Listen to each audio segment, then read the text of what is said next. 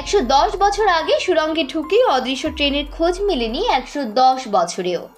ইতালির জেনেটি ট্রেন 1911 সালে যাত্রা করে 1845 সালে কি মেক্সিকো পৌঁছেছিল।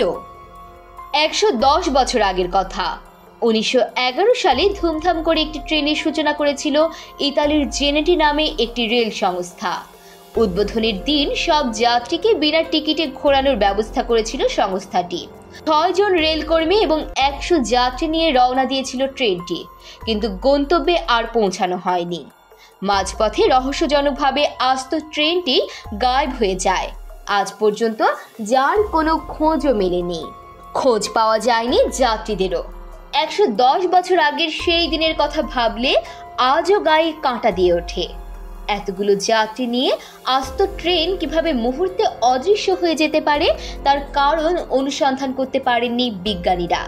শোনা যায় অনেক খুঁজেও ট্রেনের কোনো চিহ্ন পর্যন্ত পাওয়া যায়নি। 1911 সালে রোমের একটি স্টেশন থেকে 100 যাত্রী এবং ওই 6 কর্মী নিয়ে রওনা দিয়েছিল ট্রেনটি। যাত্রীরা সবাই খুব উপভোগ করছিলেন যাত্রা। যাত্রীদের জন্য ট্রেনে এলাহি খাবারের ব্যবস্থাও ছিল। উদ্দেশ্য ছিল ট্রেনে করে যাত্রীদের ইতালির বিভিন্ন অঞ্চল ঘুরে দেখানো। যাত্রাপথে একটি সুড়ঙ্গ পড়েছিল। ট্রেন সেই সুড়ঙ্গে প্রবেশ তো করেছিল, কিন্তু আর বের হয়নি। পরবর্তীকালে ট্রেনের সন্ধানে সুড়ঙ্গের মধ্যে অনেকেই গেছেন, কিন্তু তন্ন তন্ন করে খুঁজেও তার চিহ্ন পাওয়া যায়নি। পাহাড়ের বুক চিরে তৈরি হওয়া ওই সুড়ঙ্গের ভেতর আর কোনো রাস্তাও ছিল না। ট্রেন দুর্ঘটনারও কোনো চিহ্ন মেলেনি। দুজনের কথার বিষয়বস্তু ছিল একই। সুড়ঙ্গে প্রবেশের মুহূর্তে সাদা ধোঁয়া গ্রাস করেছিল ট্রেনটিকে। সেই সময় নাকি কোনো ক্রমে দুজন ট্রেন থেকে ঝাঁপ দেন। তারপর আর কিছু মনে ছিল না তাদের।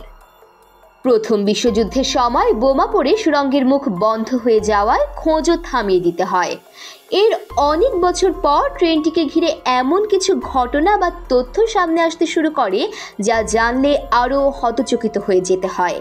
মেক্সিকোর এক চিকিৎসক দাবি করেন অনেক বছর আগে মেক্সিকোর একটি হাসপাতালে নাকি ওই 104 যাত্রীকে ভর্তি করা হয়েছিল। তারা প্রত্যেকেই অসংলগ্ন কথা বলছিলেন। প্রত্যেকেই কোনো একটি ট্রেনের কথা উল্লেখ করেছিলেন।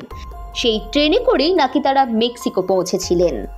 এমনকি ইতালির বিভিন্ন প্রান্তে, জার্মানি, রোমানিয়া এবং রাশিয়াতেও নাকি বিভিন্ন সময়ে বিভিন্ন মানুষ ঠিক ওই রকমই একটি যাত্রী বোঝাই ট্রেন দেখতে পেয়েছেন বলে দাবি করতে শুরু করেছিলেন। প্রত্যক্ষদর্শীরা ট্রেনের যে বর্ণনা দিয়েছিলেন তা হুবহু ওই অদৃশ্য হওয়া ট্রেনটির মতো ছিল।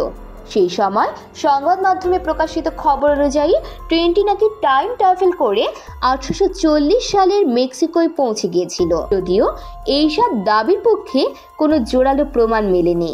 ফলে ট্রেনকে ঘিরে টাইম ট্রাভেলের যে কাহিনী ছড়িয়ে পড়ে তাতেও সিলমোহর দেওয়া যায়নি। এমন তথ্যবহুল সংবাদ পেতে চ্যানেলটি সাবস্ক্রাইব করে পাশেই থাকুন। আর ভিডিওটি কেমন লেগেছে মন্তব্য করতে ভুলবেন না।